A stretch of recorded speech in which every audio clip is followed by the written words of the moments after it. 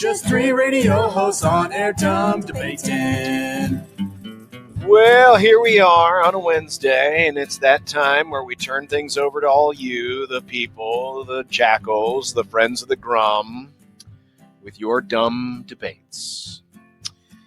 Well, if you missed it earlier, the whole sordid tale of my accident and the reason why I am spawning this giant Roblox of doom around my arm was told. If you want to check it out, go to the radio replay section or just rewind this YouTube video that you might be watching or wherever you get your podcasts, and you'll be able to find it.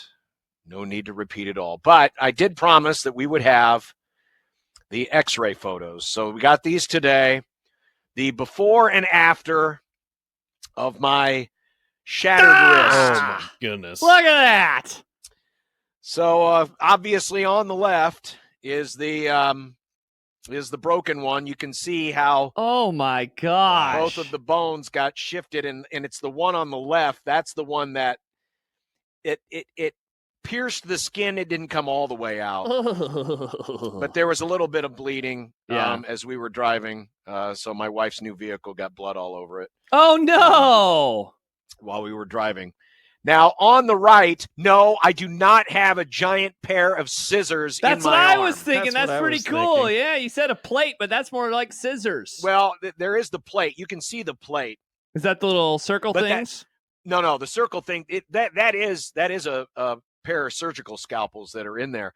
They took that picture while the surgery was still going on. Oh, I see. So, but underneath that, the solid piece that runs all the way from the wrist joint down to the bottom of the picture, that is the plate. Just ignore the loop at the end because that's literally the handle of the scissors or the scalpel.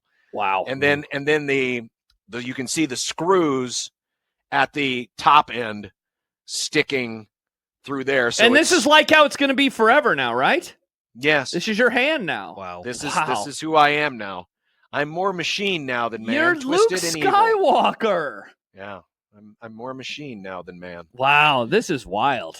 So that's can- what it looks like. But yeah, they Not moved. imagine. So and that's taken from the same angle, so you can see how much they had to move the bone on the left. That is wild. And that bone, believe it or not, was not broken.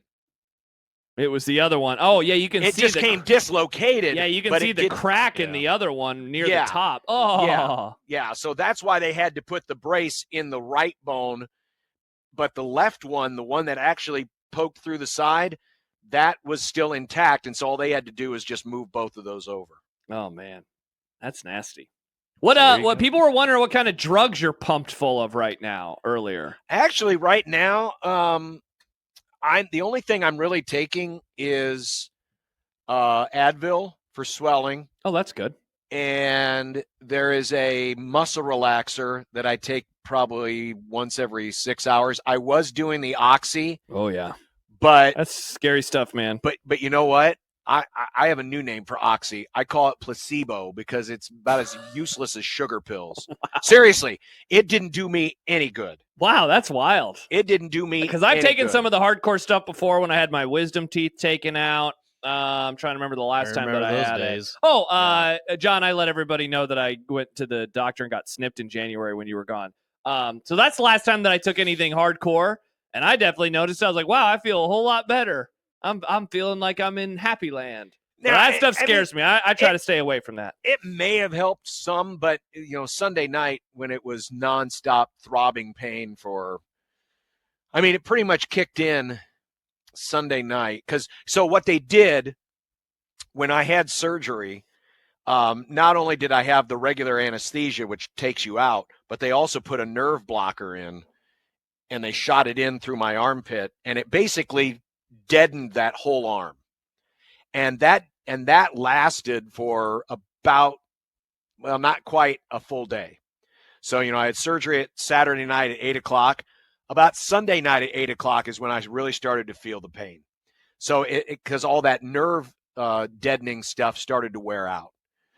So that's why, when I went home, I felt fine. But then the nerve deadening agent wore off, and then the pain just went boom. And then I'd started doing the oxy by that point, but I stopped doing the oxy. I think I took my last one yesterday morning. So, and it doesn't hurt right now. It just feels heavy and awkward. But it doesn't hurt. And the only thing is my fingers are a little numb because of the swelling. Yeah. That's going on underneath, but it's not painful. It's just cumbersome and clunky. Yeah. Well, what it is. Speaking of injuries, John, first dumb debate from Baymon. What is the best bone to break, and what would be the worst bone to break? We should get Gordon Hayward on here. Yeah, see, I have to imagine the femur, just given how strong in theory the femur should be, your thickest bone on your body, breaking that, because the amount of force that would be required to break that bone, I have to imagine would be the absolute woat. Plus, if you're like John, how his cast now is past his elbow, have to imagine a femur would have to go past your knee. Yes. And so, I mean, you're just absolutely toast. That said, I mean, the stories that you hear, breaking a back, like, I mean, that sounds like hell because you literally might not be able to walk again. But yeah, you're in a body cast. You know, your hip, pelvic bone, like, oh my gosh, like you those are always like just horror stories because the blood that you have and like the veins you got going on in that part of your body, it can be really, really, really dangerous. So those would be the first few that would come to my mind. Yeah, I can't disagree with any of them. I mean, honestly, of all the bones to break, now granted, I did a real major job, but bones in the arm or in the hand are probably better than a lot of the other breaks that you would go through because they're more limiting. I can still walk around. Yes. This is going to hopefully be healed up in 12-ish weeks. Yeah. Or at least mostly healed by in 12 weeks. Yeah, obviously you can't drive right. A lot of those others are a lot longer term than this. Yeah, you can't drive right now, which sucks. And, texting is, a weird, funny pain in the ass. But, like, you'd rather have that than not being able to walk, I would have to imagine. Yeah. Yeah. Severe says if you're talking pain, it would be femur. If you want to talk about the worst, it's C1, C2, or C3. Yeah. You start getting down into that territory. Bad times. Bad times. So the kids apparently are doing something new these days. Well, it's like something old is new again. Something old is new again. Joey, let's turn up the internet audio because there's a new challenge going out there with the youngs. Like the ALS challenge where they pour the ice water. How about over that your head. being back out of nowhere all of a sudden? That's been quite the surprise. Well, that was one way I got challenged over the weekend. I guess I got my way out of it. Look at you. The roadblocks of doom. But indeed, there is a new challenge. We will go to a local newscast for the update. A group of people believed to be teenagers rammed their way through Ben Helwa's fence 2 weeks ago. Helwa believes a social media trend sparked the bold actions of the vandals. We found lots of examples of knucklehead teens charging full speed into fences. These youngsters ran into the fence in unison, resulting in thousands of dollars in damages. I was just in shock because, once again, these kids ran through the fence. They fled the scene. But, are the kids even okay? The online trend called the Kool-Aid Man Challenge, inspired by a classic commercial from the 80s. Oh, yeah! The Kool-Aid Man breaking through walls, promoting the popular drink mix. Teens are imitating the sugary mascot for likes and views on social media, according to police. Okay. Is that what possibly happened in our parking lot?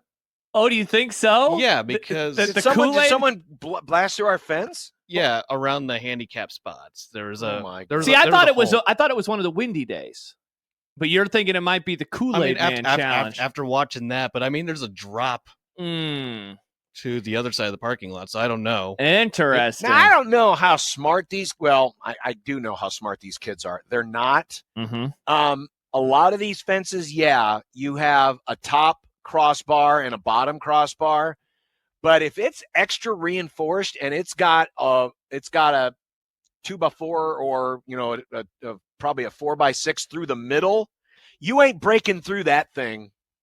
And you're probably going to end up in a lot of pain. You might end up next to you at the hospital. Might end up next to me with the roadblocks of doom. Around your groinal region. Oh, ouch! First of all, okay, if they're not doing this while also doing, because the whole point of the Kool-Aid Man was to say, "Oh yeah," If they're crashing through the fence, but they're not doing the oh yeah, then all you're doing is running through a fence, which is dumb anyway. The whole thing is stupid, but yeah, you got to have the oh yeah. Yeah, wouldn't there be a camera person on the other side of the fence and they just jump through, making that? Excellent point, Joey. Where was Jeff Albrecht's son and the idiot cameraman to record these videos, John? Where were they? Yeah, I don't really know if there's even a dumb debates here. I will say this. Of all the dumb challenges in recent years, at least this one made me laugh. Like, remember the Tide Pod challenge? Oh, yeah. And then Gronk on the commercials telling people to stop. Stop eating Tide Pod, kid. I don't think the kids do that anymore. They just run through fences. Never attempted that. We have an answer to our broken fence, according to the artist formerly known as Stacy the Sports Sack. Oh, okay. Okay. It was a dad trying to teach a kid how to ride a motorized scooter. It did not go well. We have video. That's awesome. I think we need to put this video out there. I was going to say, do we need to air this video on ZoneTV.live? Do we need to get permission to do so? We own the video. Well, okay. We can do the video, might as right? well. Yeah, we can do the video. A text, John, from the 402. As a lot of people just keep wondering about you. Dumb debate. Would you rather shatter your wrist or your ankle? Hashtag the film Misery.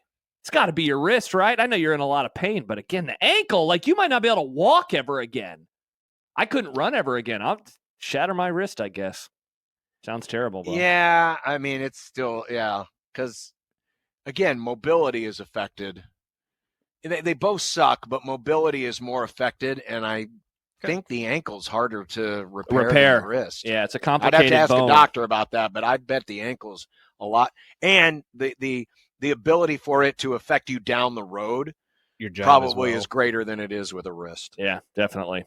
Andy, by the way, says it's them Brown L. Talbot kids hopped up on their rich kid drugs. Are the Brown L. Talbot kids taking the rich kid drugs? Well, it's a rich kid school, so if they're going to take them, they're probably going to be the rich ones. Dude, they're doing construction over there right now on Underwood. It is a pain in the ass when I come here every day. What are rich kid drugs, by the way? I don't know. Designer drugs? I don't know. I wasn't a rich kid. Like 50th and no, not 50th. Designer drugs. What are they like? 55th. Chanel number 9. I mean, what are we talking about? I don't know. I don't know what the kids do. I don't do drugs, John. So I don't know what the rich kid drugs are.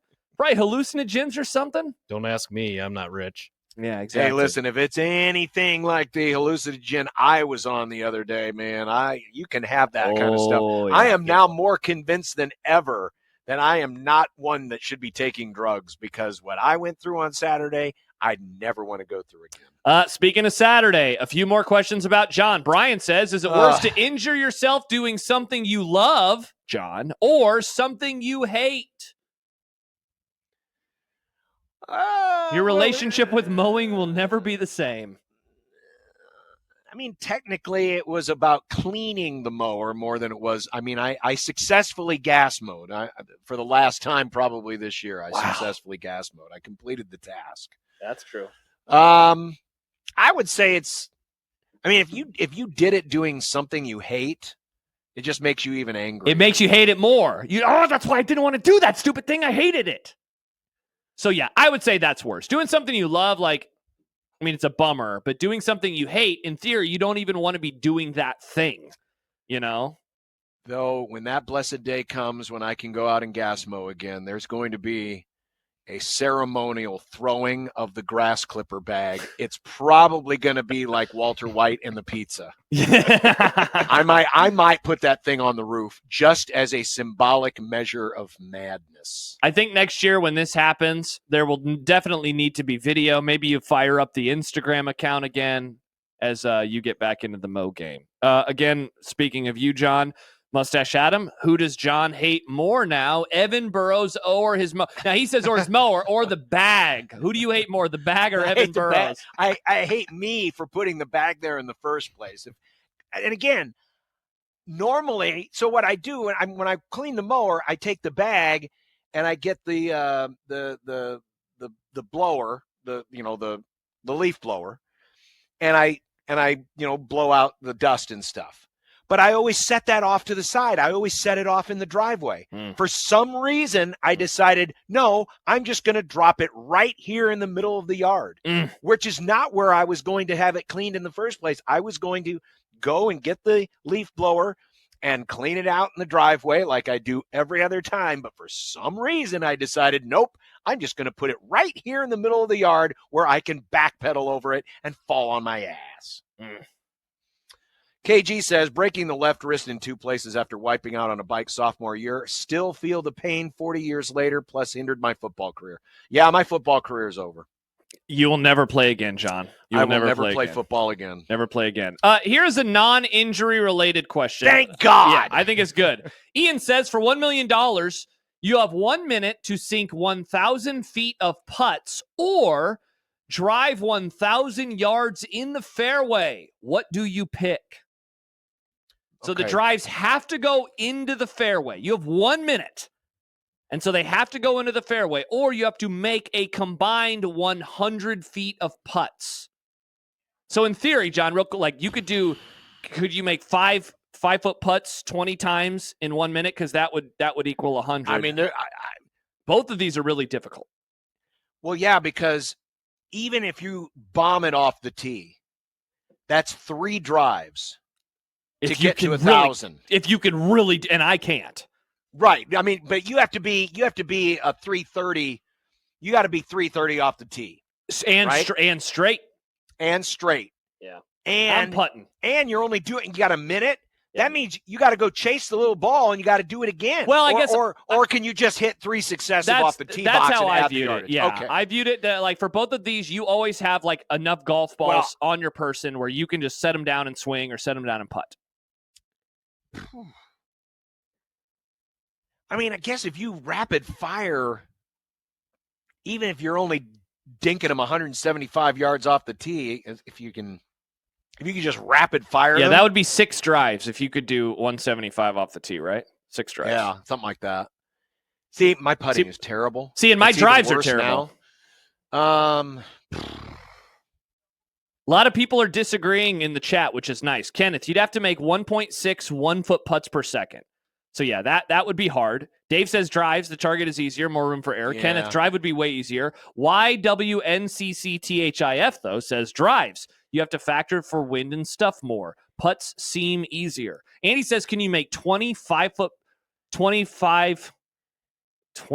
You would need 25-foot putts in a minute. Yeah, that's a lot. This would actually... I think I'd go putting.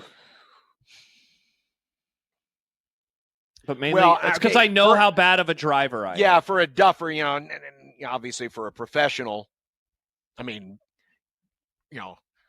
Bryson Shambo can whack 3 drives and be done with it in 15 seconds. Oh, it'd be easy. So if you took an average golfer, this actually might be a fun challenge to try to execute, to see how many cumulative yards in drives in the fairway that you could get in 60 seconds versus the amount of putt. It actually would be a fun challenge to try.